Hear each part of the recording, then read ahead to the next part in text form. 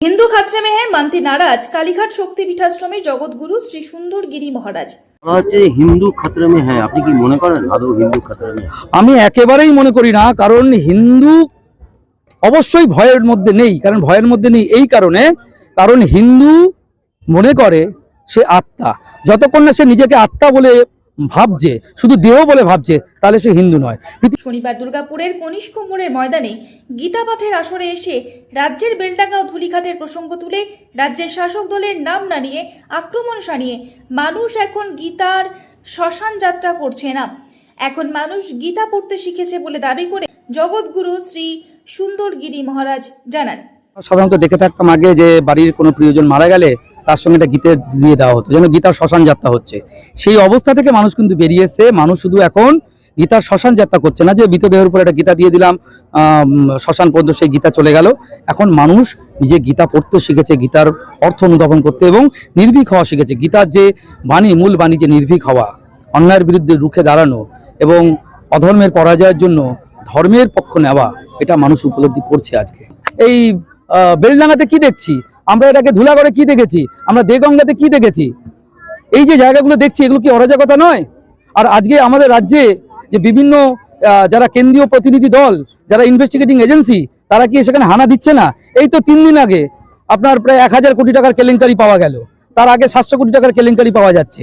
আমি কোনো দল বলছি না, আমি সেসব ব্যক্তি মানুষকে ক্রিমিনাল বলছি, সে যে দলেরই হোক না কেন, তাহলে সেটা অরাজকতা নয়?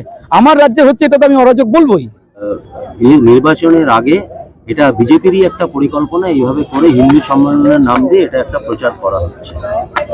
আমার মনে হয় এটা মানুষের ভুল ধারণা।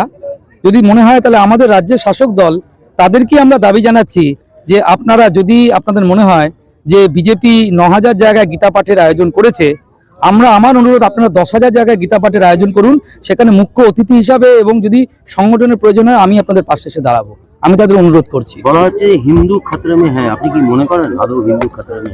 আমি একেবারেই মনে করি না, কারণ হিন্দু অবশ্যই ভয়ের মধ্যে নেই। কারণ ভয়ের মধ্যে নেই এই কারণে, কারণ হিন্দু মনে করে সে আত্মা।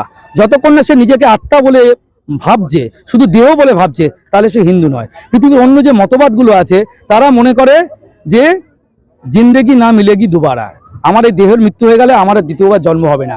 একমাত্র হিন্দুরাই বিশ্বাস করে যে আত্মা নতুন নতুন দেহ ধারণ করে, তার পুনর্জন্ম হয়, এবং আমরা গীতাতেও তার উল্লেখ পাই। না যায়তে মৃয়তে বা কদাচিৎ নায়ং ভূত্বা ভবিতা ভুয়ো অজনিত্যম পুরানো শাশ্বত নাহান্যতে হন্যমানে শরীরে, আমরা গীতাতে যে বাণী পাই, তাতে তো বলা হচ্ছে যে আমরা আত্মা। আত্মার তো কখনো মৃত্যু হয় না। হিন্দু যদি বিশ্বাস করে যে আত্মা, তার মৃত্যু নেই, তাহলে সে ভয় পাবে কেন? তার তো ভয় পাওয়ার কোনো কারণ নেই। আমরা বারে বারে জন্মাবো, বারে বারে এই দেশ মাতৃকার জন্য আমরা কাজ করব। ভারত ভূমি আমার পুণ্যভূমি, পিতৃভূমি, মাতৃভূমি, ধর্মক্ষেত্র কুরুক্ষেত্র, এখানে আমরা বারবার জন্মাবো এবং ধর্ম রক্ষা করার জন্য হিন্দু হয়ে জন্মাবো।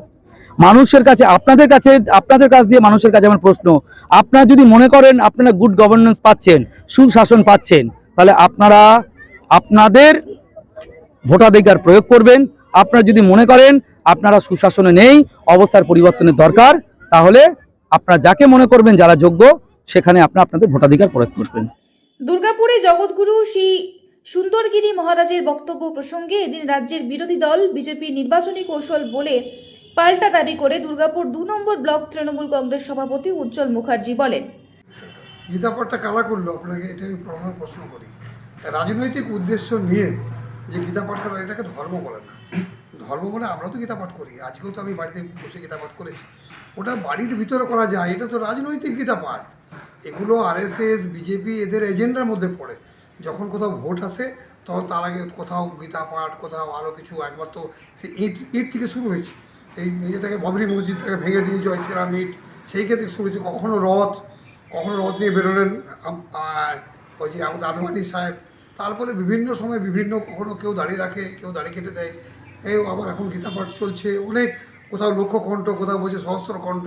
কিন্তু বাবা, একজনেই যদি মনে ভক্তির সঙ্গে গীতা পাঠ করে, তাহলে তার সব দুঃখ দুর্দশা সবই দূর হয়ে যায়। এ তো কোনো অসৎ উদ্দেশ্যে গীতা পাঠ করে লাভ নেই, এটাই আমার প্রতিক্রিয়া। দুর্গাপুর থেকে তন্ময় দাসের report, the e paper digital.